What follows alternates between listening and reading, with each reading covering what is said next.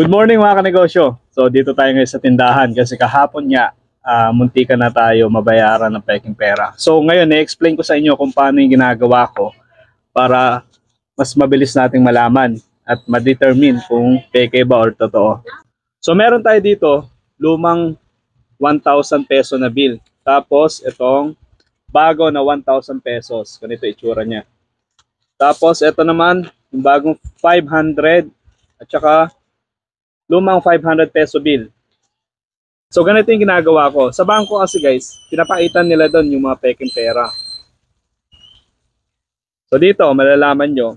Pagka mga peke, pagka tinignan nyo siya, may kita din kayo dito. Di ba may lumalabas dito minsan na parang anino sa loob, may kita nyo. Ganun din yung peke. Pagka tinignan mo, meron din kayo may kita kasi parang dinesign talaga nila yon. Kaya akala nyo minsan, totoo din. So, ito yung ginagawa ko para mabilis na paraan talaga.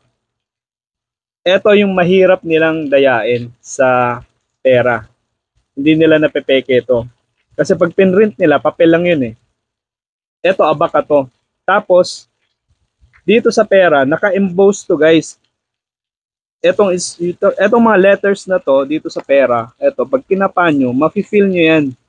Mararamdaman nyo. Ganun din dito sa plastic na pera, yung bago.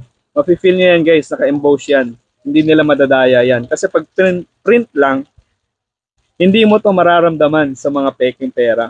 Ito, kapain nyo yan yung mga letters na yan. Dito, wala, hindi mo may feel sa mga serial number niya. Pero dito sa nakasulat na 1,000 piso, mararamdaman mo. Yan o, nararamdaman natin yung mga letters. Ganon din dito sa bagong 500, di ba? Nafe-feel natin. Try nyo guys, may feel nyo yan. Sa peke, hindi nyo makikita yan. Ganon din dito sa luma. Yan o, nararamdaman natin yung mga letra. Ganon din dito sa gilid, di ba? Ito, design to sa mga PWD ng mga tao. Yan. Ito kasi mga kinakapa nila para malaman nila kung magkano yung hawak nilang pera. Ito yata yung purpose niyan. Ewan ko lang, correct me if I'm wrong. Pero ito talaga guys, mahirap nila mapeke yan. Itong mga letters na to. So yun lang muna. Share ko lang sa inyo. Awareness kasi syempre mahirap na mapeke tayo.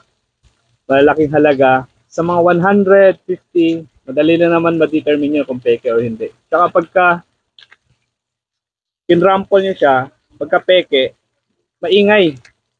Maingay siya. Tunog papel talaga. Ito hindi. Kasi gawa to sa abaka fiber. Kaya hindi siya ganun kaingay.